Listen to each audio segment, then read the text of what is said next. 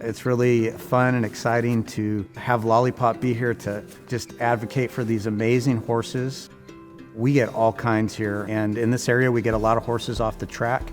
We also get some really just special horses that were never given a fair shot. And then it's our job, part of our program is to show the diamond in the rough and share that with the public and find them amazing new homes. We get horses for neglect and abuse. We get horses from people that can no longer care for them. We're here and we want to have the resources for people, for whatever reason they feel like they can't care for their horses, that we give them the opportunity to come here and give them a second chance. Our main goal is to rehabilitate and rehome. And we're going to do that through using natural horsemanship principles and philosophy, which means that we study the natural instinct of the horse, and we truly understand that horses do not respond to fear, pain, or pressure, that they actually respond from the release of pressure. We're building a foundation of exercises so that we can help the horse when they're confused or don't understand. And we reward the try. We always reward when they are trying, that they're putting out effort. And then we mix that with connection work, meaning that connection work is where we really teach the horse to look to us for the pressure to come off. She took a deep breath there. She dropped her head. Bella's a neat story because Bella was off the track. She had won over $180,000 running on the track. So at one point she was, excuse the pun, the belle of the ball. She was a typical off-the-track thoroughbred. She definitely could get a little worked up. Started working with Bella. She started getting collected and looking prettier and prettier. And a lot of it, I believe, was because we were so focused on putting that foundation on her.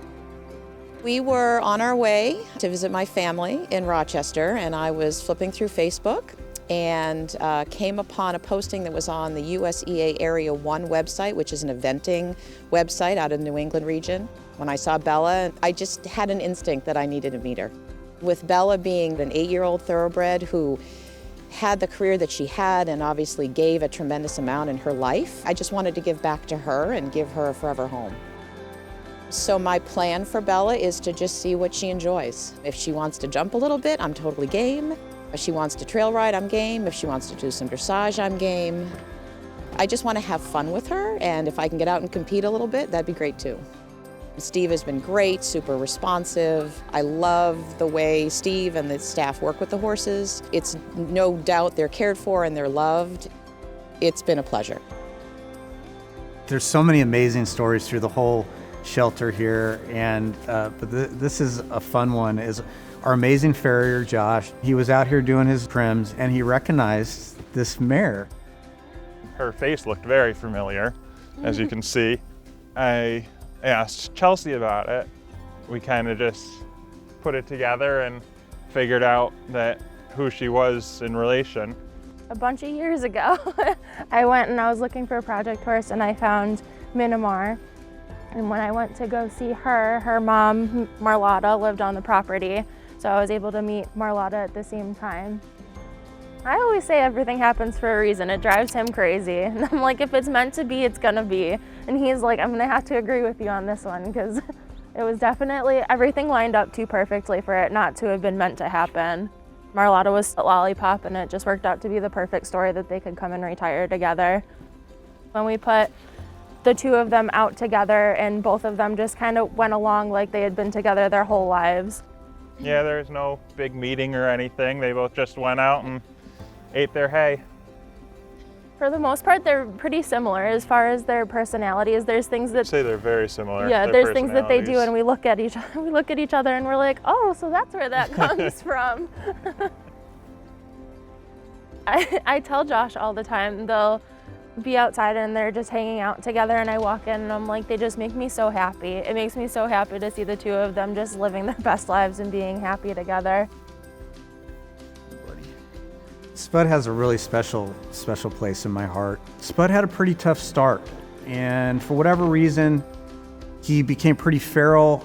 He didn't really trust the human, and he'd been put into some situations where he was tried to be forced to do things, and he was protecting himself. He didn't know the basics that all equine animals need to know.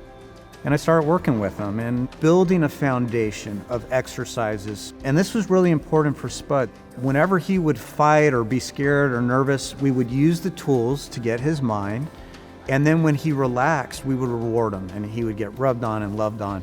Pretty quick, I realized that Spud wasn't a bad guy.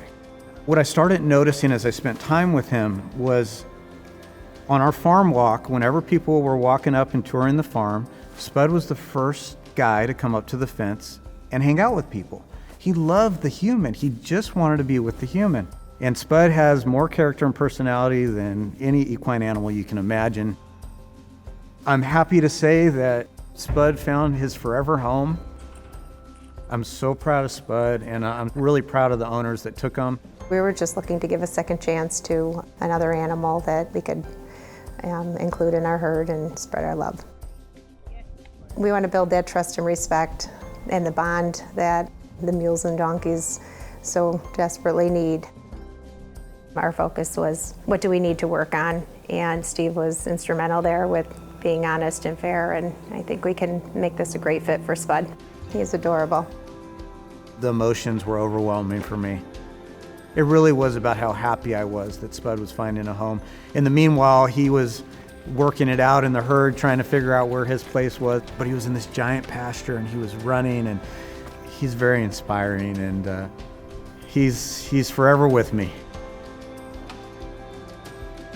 Our goals at Lollypop is to always be on the cutting edge of horse rescues, and I want to make sure that people aren't overlooking the horses that come here because they have a lot to offer. They're truly a gift, and we're also going to back you up with the support of the training and the knowledge that we have. And we're just excited for you guys to come out and see what we're doing and be a part of this amazing journey. Whenever you get a chance, come see these beautiful animals, and we'll see you down the road.